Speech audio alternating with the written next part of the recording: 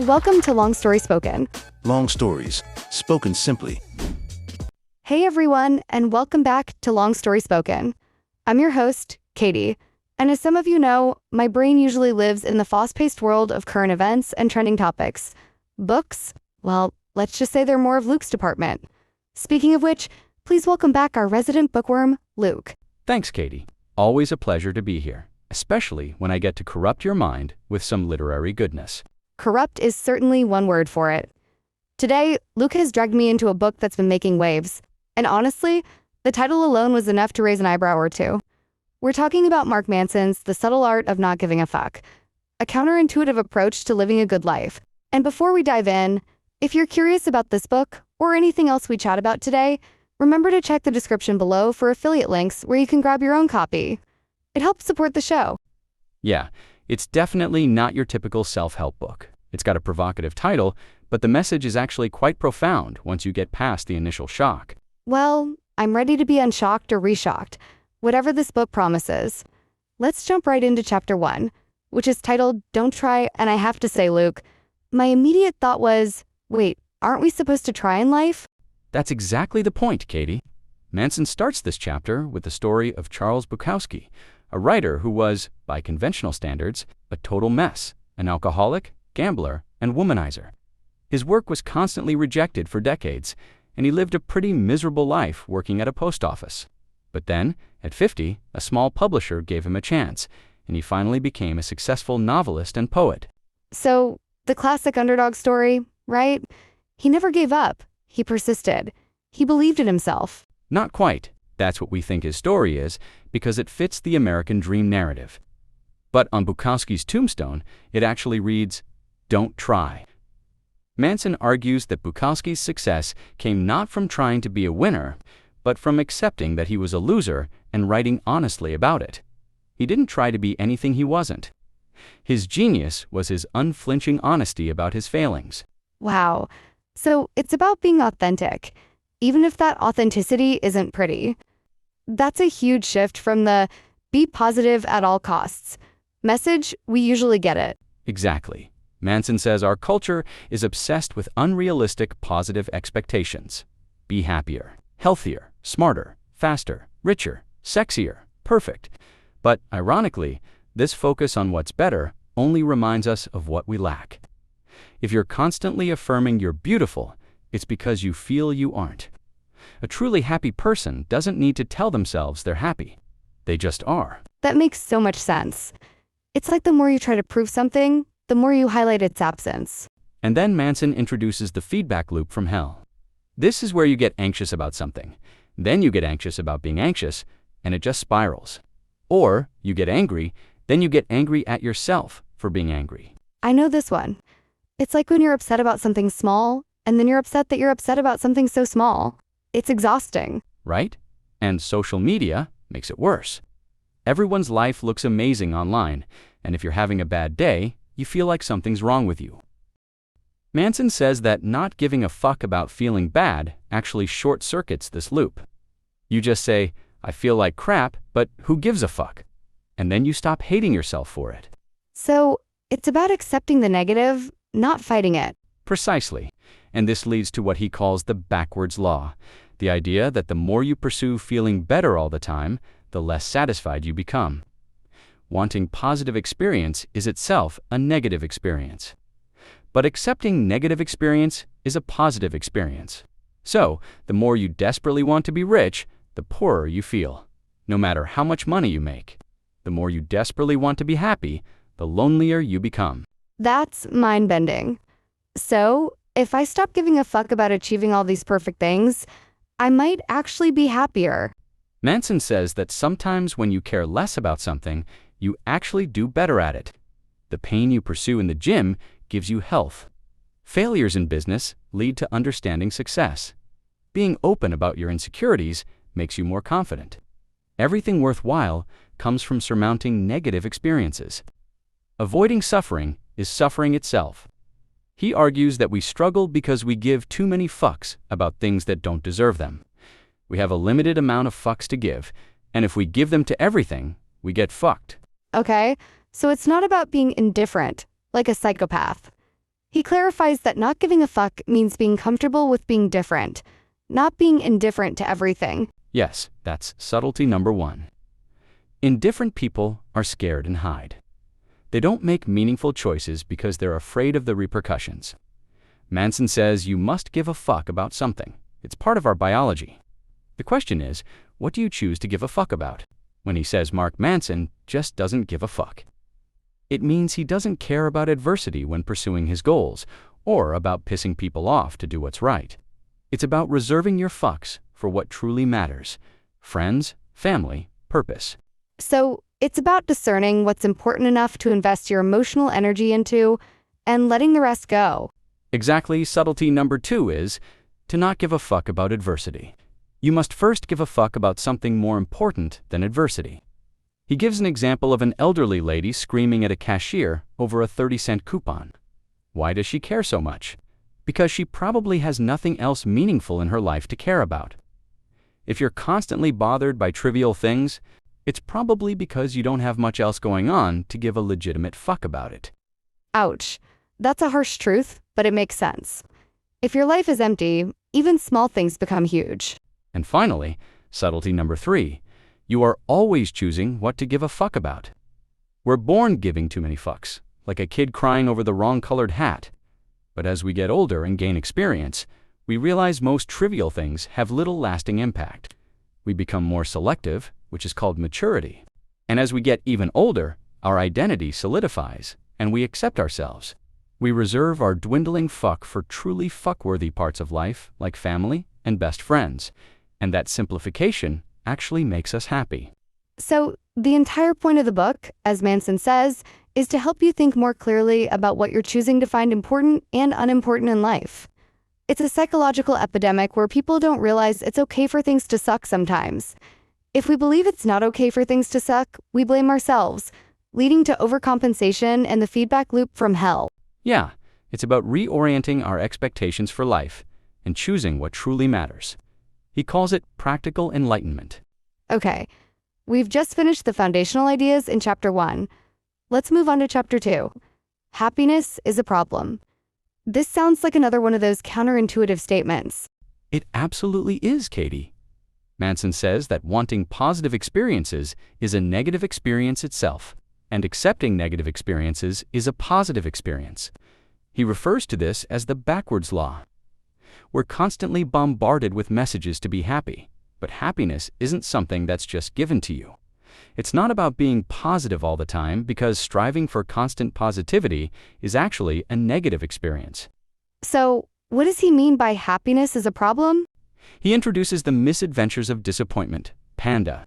Imagine a superhero whose power is to tell people the harsh, disappointing truths about their lives. The idea is that life is inherently full of problems. If you solve one, another one pops up. Manson argues that happiness comes from solving problems, not from not having problems. So the joy is in the process of dealing with challenges. That's a very active way to look at happiness. Not a destination, but a journey through obstacles. Exactly. And then he talks about emotions are overrated. This isn't to say emotions aren't important, but we often let them define our reality. If I feel like people don't want to talk to me, I start to believe people don't want to talk to me.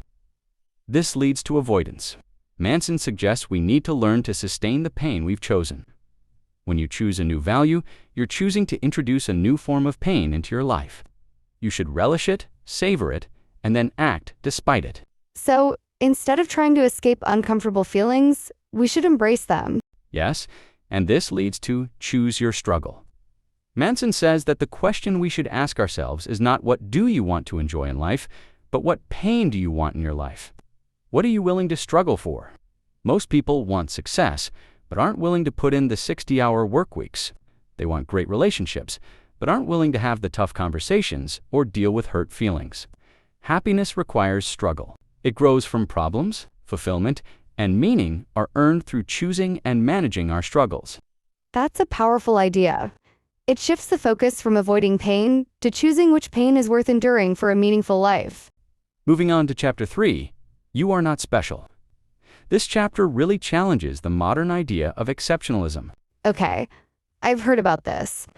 The whole everybody gets a trophy mentality. Right? Manson talks about things fall apart. He argues that a healthy sense of self-worth is about how people feel about the negative aspects of themselves, not just the positive. He gives an example of a guy named Jimmy who feels great 99.9% of the time, even though his life is falling apart. Jimmy is entitled, he believes he deserves good things without earning them, or to be liked without helping anyone. So, entitlement isn't just about feeling superior. It's about demanding things without putting in the work. Exactly, entitled people fixate on feeling good about themselves, so much that they delude themselves into believing they're accomplishing great things, even when they're not. They might think they're brilliant, but they're making a fool of themselves, or call themselves a life coach at 25 without any substantial accomplishments. This entitlement makes them need to feel good all the time, often at the expense of others, and they spend most of their time thinking about themselves. That sounds exhausting for everyone involved. It is, and the tyranny of exceptionalism is where we're told we must be extraordinary to matter. Manson also points out that entitlement isn't just about delusionally high self-regard. It can also be people who perpetually feel inferior and unworthy. Construing everything in life to make yourself out to be constantly victimized requires just as much selfishness as the opposite. It takes the same energy to believe you have insurmountable problems as it does to believe you have no problems at all. So, being a victim is also a form of entitlement because it still puts you at the center of everything. That's a really interesting take. And then he asks, but if I'm not going to be special or extraordinary, what's the point? Manson says that when we have poor values, we're giving fucks about things that don't matter and make our lives worse. But when we choose better values, we divert our fucks to things that improve our well-being and generate happiness, pleasure, and success as side effects. Self-improvement is about prioritizing better values, choosing better things to give a fuck about. Because when you give better fucks, you get better problems. And when you get better problems, you get a better life. Okay, that ties back to the happiness is a problem idea. It's not about avoiding problems, but about choosing better problems, which means choosing better values. Precisely. This leads us to Chapter 4, the value of suffering. Manson argues that suffering isn't something to be avoided. It's essential. So, no pain, no gain, but for your soul. Kind of. He introduces the self-awareness onion. He says there are 3 layers of self-awareness. The first layer is understanding your emotions. The second is understanding why you feel those emotions. And the third, the deepest and hardest, is understanding your values, what you choose to give a fuck about. Peeling back these layers can be painful, like an onion, but it's necessary for growth. That makes sense. We often just feel things and react without digging into the root cause. Then he talks about rock star problems. He uses the example of Pete Best, the original drummer for the Beatles, who was fired before they became famous. Best later lived a very normal, happy life, while the other Beatles struggled with fame and personal issues. Manson uses this to illustrate that even seemingly good problems, like being a rock star, can bring suffering. No one gets a free pass from problems. So, everyone has problems, even rich and famous people. The key is how you deal with them, or what kind of problems you choose to have. Exactly. And this leads to shitty values and defining good and bad values. Manson argues that poor values are things like pleasure, always being right, or constant positivity. These are external and often beyond our control. Good values, on the other hand, are internal and within our control, such as honesty, innovation, vulnerability, and standing up for oneself. When we have poor values, we suffer unnecessarily. When we choose better values, we suffer for things that actually lead to growth and fulfillment. Okay, so it's not about avoiding suffering, but making sure your suffering is worthwhile. Moving on to Chapter 5, you are always choosing. This chapter is all about responsibility. Responsibility. That's a heavy word for some people. It is. Manson's core idea is the choice. He states, we don't always control what happens to us, but we always control how we interpret what happens to us, as well as how we respond. We are always responsible for our experiences. Even if you choose not to consciously interpret or respond, that's still an interpretation and a response. So, even inaction is a choice, and we're responsible for the consequences of that inaction. Yes. And then he talks about the responsibility, fault fallacy. Manson distinguishes between fault and responsibility. Fault is about who or what caused a problem. Responsibility is about who chooses to fix it. You might not be at fault for something that happened to you, but you are always responsible for how you respond to it. So, you can be a victim of circumstances, but you're still responsible for your reaction to those circumstances. Precisely. Then there's responding to tragedy. Manson discusses how people often use victimhood to avoid responsibility. He mentions victimhood chic. This is when people gain social status or attention by constantly portraying themselves as victims. It's a way to get sympathy and avoid taking responsibility for their own lives. That's a tough one, because sometimes people are genuinely victims. But I see how it could be used to avoid personal growth. And he talks about genetics and the hand we're dealt. He acknowledges that we are born with certain predispositions and circumstances we don't choose. But even then, we have the choice of how we perceive and react to those things. We're always choosing the values by which we live and the metrics by which we measure everything that happens to us. So, no matter what cards you're dealt, you still get to choose how you play them. Yes. And the final part of this chapter, there is no how. Many people, after hearing all this, ask, okay, but how do I change? Manson explains that the how isn't a magical secret. It's about taking action, even when you don't feel motivated or inspired. This idea leads us perfectly into Chapter 6. You're wrong about everything, but so am I. This sounds like a challenge to our egos. It absolutely is. Katie. Manson says we are architects of our own beliefs. Our brains are wired to prioritize what we already know and believe to be certain. If I believe I'm a nice guy, I'll avoid situations that might contradict that belief.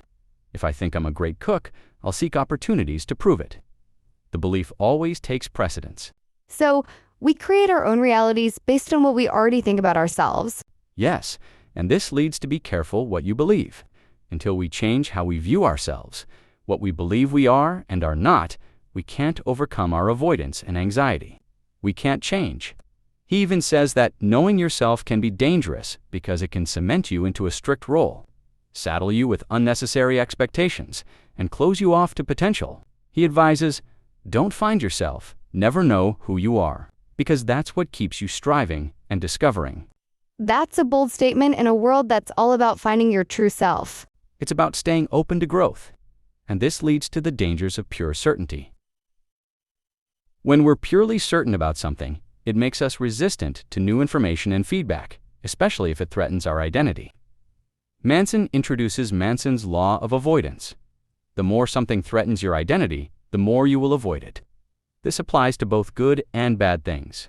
Making $1 million can be just as threatening to your identity as losing all your money, because it shakes up who you believe yourself to be. So, fear of success is just as real as fear of failure because both require a change in identity. Exactly. Then he has a controversial section called Kill Yourself. This isn't literal, of course. It's a metaphor for killing your old identity, your old beliefs, so you can make way for new ones. It means being willing to let go of who you think you are to grow. That's intense. It's about being truly open to transformation. And then, how to be a little less certain of yourself. Manson says that often people would rather screw up a relationship than consider that they might be wrong, even if being wrong could help them grow out of their insecurities. He encourages us to embrace doubt and question our assumptions, fostering transparency and honesty over just being right. That's hard for a lot of people, admitting they might be wrong. It feels like a weakness. But it's actually a strength. It's how we learn and grow. Which brings us to Chapter 7. Failure is the way forward. This is all about changing our relationship with failure. So, not just accepting failure, but actively seeing it as a path to success. Exactly. He starts with the failure-success paradox. Manson says that many people numb out their pain, anger, or sadness, trying to get back to feeling good as quickly as possible. But this avoidance prevents growth. We need to learn to sustain the pain we've chosen, relish it, savor it, and act despite it. When we choose a new value, we're choosing a new form of pain. This connects back to choose your struggle. It's the pain of growth. Yes, and then pain is part of the process. Manson emphasizes that we don't know what we're doing most of the time. We feel like we don't know what to do, but that's normal. He then introduces the do something principle. This is incredibly practical. If you lack motivation, just do something anything and then harness the reaction to that action to motivate yourself. So, action leads to inspiration, which leads to motivation, not the other way around. That's a total flip of how most people think. It's a loop. Action gives inspiration, gives motivation. He gives an example of forcing himself to design just a header for a website and then finding himself energized to do more. Or the novelist who wrote 200 crappy words per day, which often led to thousands. When the standard of success is just acting, any result is progress, and failure feels unimportant. That's really liberating. It takes the pressure off perfection and just encourages getting started. Moving on to Chapter 8, the importance of saying no. This is a crucial one for setting boundaries. I can definitely get on board with saying no more often, but it feels counterintuitive to the be open to everything mantra. Manson says that as an extension of our positivity culture, we're often indoctrinated to be accepting and affirmative, to say yes to everything. But, he argues, we need to reject something. Otherwise, we stand for nothing. If nothing is better than anything else, our lives are meaningless because we have no values or purpose. So, rejection isn't just about turning things down. It's about defining what you do value. Exactly. Rejection makes your life better. Avoiding rejection gives short-term pleasure but leaves us rudderless in the long term. To truly appreciate something, you must confine yourself to it. You reach joy and meaning only when you've invested decades in a single relationship, craft, or career. And you can't achieve that without rejecting alternatives.